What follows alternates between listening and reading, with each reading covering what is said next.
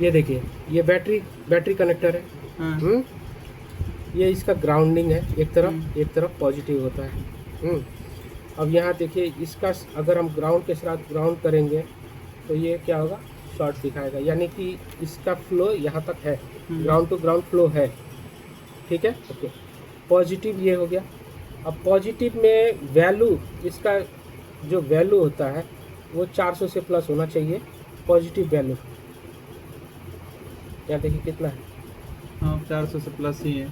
यानी कि हमारा जो वोल्टेज बी प्लस सेक्शन है वो कम्प्लीटली ओके जा रहा है। ठीक है जी।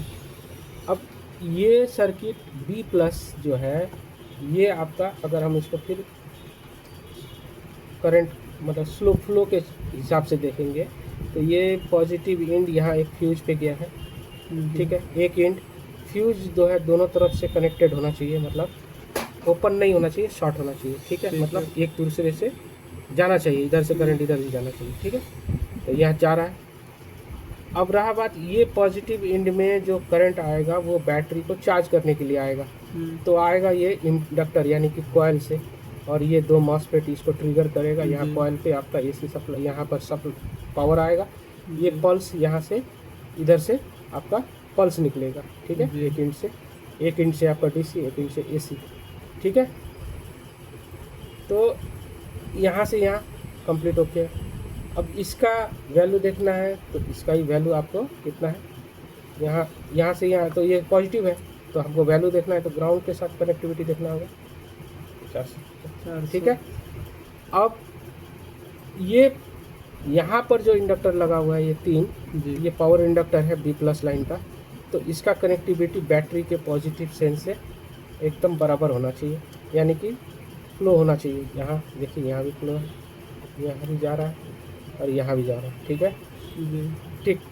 अब अगर इसका वैल्यू देखना है तो नेगेटिव एंड से पॉजिटिव का वैल्यू कितना जा रहा है, यहाँ पर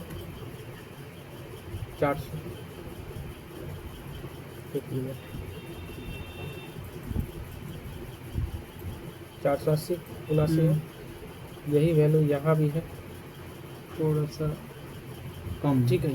यहाँ ये देखिए, यहाँ कितना है, 71। ये मीटर थोड़ा सा 67 दिखा रहा है, तो यहाँ भी आपको इतना ही दिखाएगा, 67 ही दिखाए, और यहाँ भी 67 दिखाए, यहाँ भी 67 दिखाए, यहाँ भी 67। ठीक है, यानी कि ये फ्लो यहाँ हो रहा है।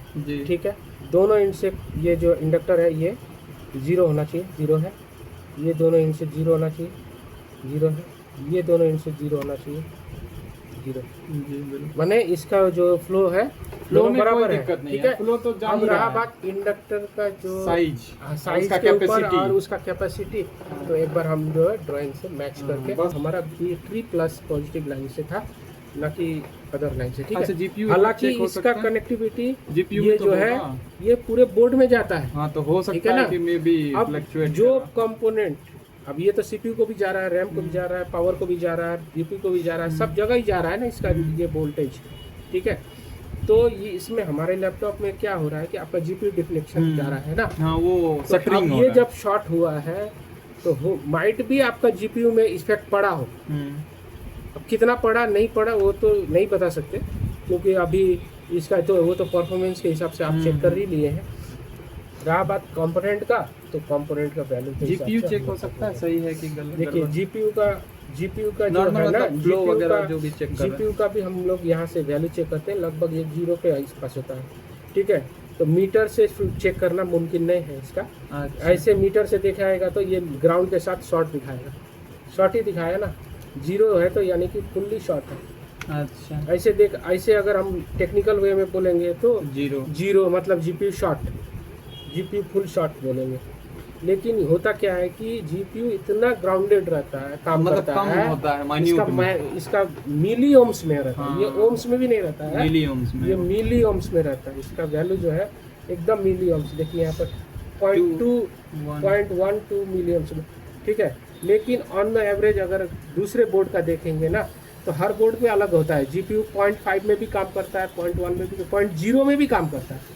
अब इसका स्ट्रक्चर जो है वो तो आपका क्या है, इंटेल जो जिसने लेनोवो वाला बनाया होगा वो तो जानता वो हूँ। डायग्राम सर्किट जिसने बनाया वो कितना डेप्थ में ये गया अच्छा, है। इसका ये अब चार्जिंग देखिए, CPU सेंसर कौन सा है सर? यहाँ देखिए, यहाँ सीपीयू में जो है ये सीपीयू का है, ये सीपीयू का वैल्यू है। देखिए यहाँ सीपीयू में कुछ वैल्यू आएगा, यहाँ भी 0 1 आ रहा है। हाँ। सीपीयू भी इन दे, क्योंकि इसमें भी जीपीयू का है ना, हाँ, 1 ये भी 1 देख रहे हैं। फिक्स। ये तो हमारा ये आरएमएस मीटर है, हम्म। ट्रू आरएमएस है, इसलिए इतना वैल्यू डेप्थ दिखा रहा है। हाँ, नहीं तो और नॉर्मल वाले में मीटर नहीं तो वो भी नहीं दिखेगा। दिखाएगा। नहीं, मैं कह रहा था सेंसर कौन सा, जो सेंसर होता है चार्जिंग वगैरह को सेंस फ्लो करने वाला, वो क्या है? देखिए कंपोनेंट एक वो बार चेक तो कर लीजिए। सेंसर, सेंसिंग जो है, चार्जिंग कंट्रोलर, सेंसिंग का जो जिम्मेदारी होता है वो आपका सीपीयू और ये माइक्रो कंट्रोलर इसमें जो लगा हुआ है उसका काम है, ठीक है, क्योंकि उसी से आपका डेटा क्लॉक वगैरह सेंस का काम जनरेट होता है। बाकी ये नहीं, मेरा कहने का तो सेंसर अगर आइडिया लग रहा है तो उसको एक बार चेक कर लीजिए, वो ठीक है कि वो भी डैमेज है। नहीं, देखिए अभी डैमेज बोल के कुछ नहीं, हम लोग तो पहले सब इसका पावर चेक करेंगे हाँ, कि इसका जो है पावर फंक्शन ओके है, हाँ, ठीक है। क्लॉक चेक करना है तो उसके लिए डीएसओ से क्लॉक चेक किया जाता है, पल्स चेक करना है तो डीएसओ से चेक करना पड़ता है, ठीक है। तो बाकी हम पहले इसको देख लेते हैं, इसको देख लीजिए, उसके बाद अगर कुछ लगता है आपको कि कुछ और